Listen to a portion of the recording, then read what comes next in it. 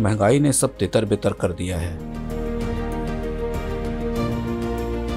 ईंधन की कीमतों में आग लगी है, खाद्य उत्पाद महंगे हो रहे हैं, कमाई को खा रही है महंगाई। पूरी दुनिया में वेतन बढ़ाने के आंदोलन शुरू हो गए हैं। सरकारें समझ ही नहीं पा रही कि करें क्या। महंगाई ऐसी बला है जो क्रांतियों की वजह बन जाती है। अफ्रीका के देश इजिप्ट और ट्यूनीसिया ताजी नज़ीर हैं, लेकिन महंगाई ऐसी बला भी है जो बड़ी बड़ी क्रांतियों को मिट्टी कर देती है। जैसे फ्रांस को लें, जहां क्रांति ही बहुत महंगी पड़ी। फ्रांस के सेनानायक नेपोलियन बोनापार्ट ने दुनिया को जो भव्य और रोमांचक इतिहास दिया है, उसकी भूमिका भी महंगाई ने तय की थी। पलटते हैं इतिहास के पन्ने, खनक उठते हैं किस्सों के सिक्के।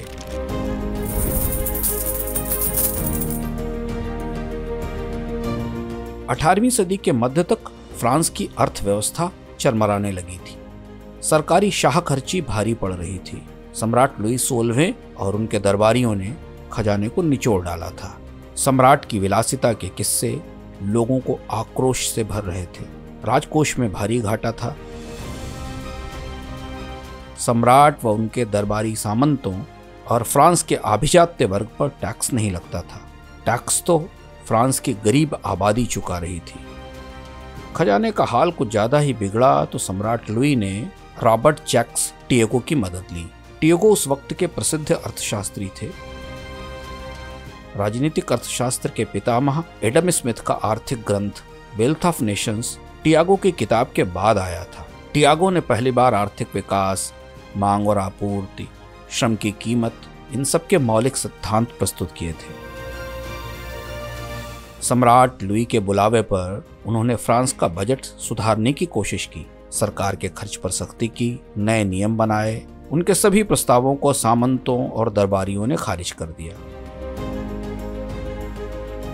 फ्रांस के सम्राट को भी यह सुधार समझ में नहीं आए। 1776 में टियागो को हटा दिया गया। 1787 में वित्त मंत्री चार्ल्स अलेक्जेंडर दे कोला ने फ्रांस का खजाना सुधारने की फिर कोशिश की। वह फ्रांस के कंट्रोलर जनरल ऑफ फाइनेंस थे। उनका प्रस्ताव था कि समृद्ध लोगों पर टैक्स लगाया जाना चाहिए ताकि घाटा कम किया जा सके। सामंतों ने इसका विरोध किया, सुधार नहीं हो सके। इधर फ्रांस का हाल बुरा हो चला था। खाने की किल्लत थी। कई इलाकों में सड़क पर विरोध शुरू हो गए थे। सम्राट लुई ने जैक्स नेकर को वित्त मंत्री बनाया। फ्रांस की सबसे बड़ी संसद यानी स्टेट जनरल बुलाई गई, लेकिन इस बीच गरीबी और टैक्स के कारण विरोध बढ़कर क्रांति में बदल गया। 14 जुलाई 1789 को भीड़ ने बास्तील के किले पर कब्जा कर लिया। यह विद्रोहियों की जीत थी। फ्रांस की क्रांति ने सत्ता बदल दी थी, लेकिन सत्ता बदलने से या क्रांति से अर्थव्यवस्था नहीं बदलती। फ्रांस की प्रख्यात क्रांति जिन्हें सत्ता में लाई, वे लुई 16वें और उनके दरबारियों से ज्यादा नाकाम साबित हुए। नए शासकों की अगुवाई में खर्च बेतहाशा बढ़ गया। रोजगार सब्सिडी के नाम पर बजट से पैसा बहने लगा। यही वह मोड़ था जब फ्रांस के नए शासन ने एक बड़ी गलती कर दी। बाजार में मुद्रा की कमी थी। सोने और चांदी के सिक्के सीमित थे। 17 मार्च 1790 को रिवोल्यूशनरी नेशनल असेंबली ने एक नई कागजी मुद्रा के प्रस्ताव को मंजूरी दे दी। इसे एसिग्नेट कहा गया। दिसंबर 1789 में एसिग्नेट को बॉन्ड के तौर पर जारी किया गया था। इस पर 5% ब्याज मिलता था।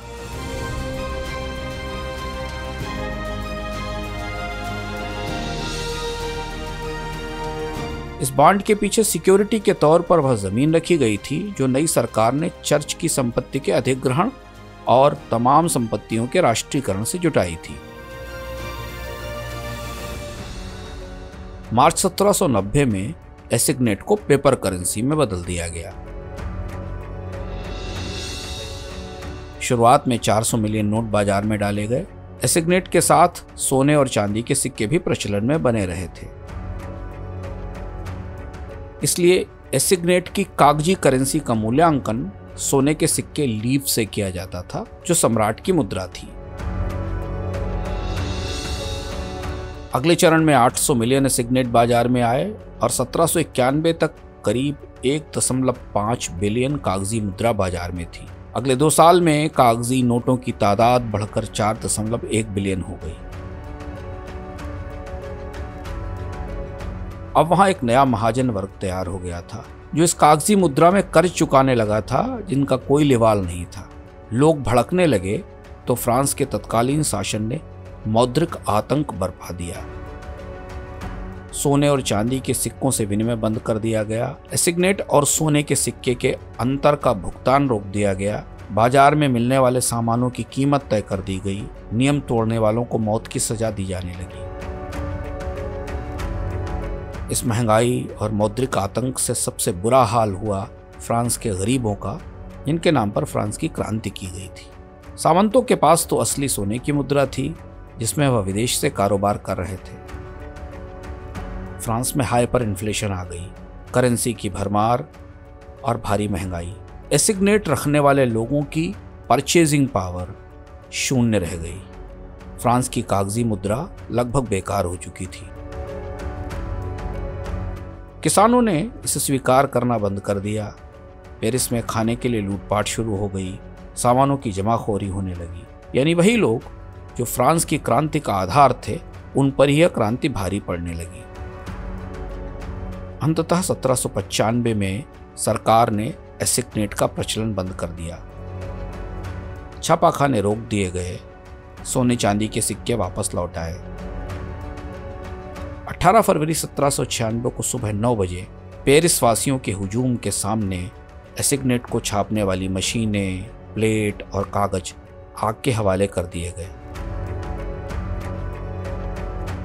फ्रांस का एसिग्नेट आखिरी बार 1795 में छपा था। इसके बाद सरकार ने एक और करेंसी जारी की, जिसे मानदात कहा गया। इसे एसिग्नेट को प्रचलन से हटाने के लिए लाया गया था, लेकिन यह भी नहीं चली। इसका भी अवमूल्यन हुआ। इसके बाद सत्ता में आए नेपोलियन बोनापार्ट। नेपोलियन को फ्रांस में कई बड़े सुधारों के लिए याद किया जाता है। उनमें आर्थिक सुधार सबसे कीमती थे। इस सेना नायक ने फ्रांस के बजट को संतुलित किया, नया टैक्स सिस्टम लागू किया, बैंक ऑफ फ्रांस को केंद्रीय बैंक के तौर पर स्थापित किया। यह नेपोलियन ही था जिसने फ्रांस के ध्वस्त मौद्रिक सिस्टम को ठीक किया था। 1801 में फ्रांस को उसकी मुद्रा मिली, फ्रैंक। यह फ्रांस की राष्ट्रीय मुद्रा थी, जो 1999 में यूरोपीय मौद्रिक व्यवस्था में फ्रांस के प्रवेश तक प्रयोग में रही थी।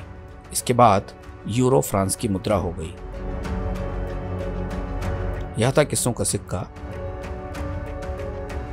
अब बने रहिए मनी 9 के साथ। समझ है तो सहज है।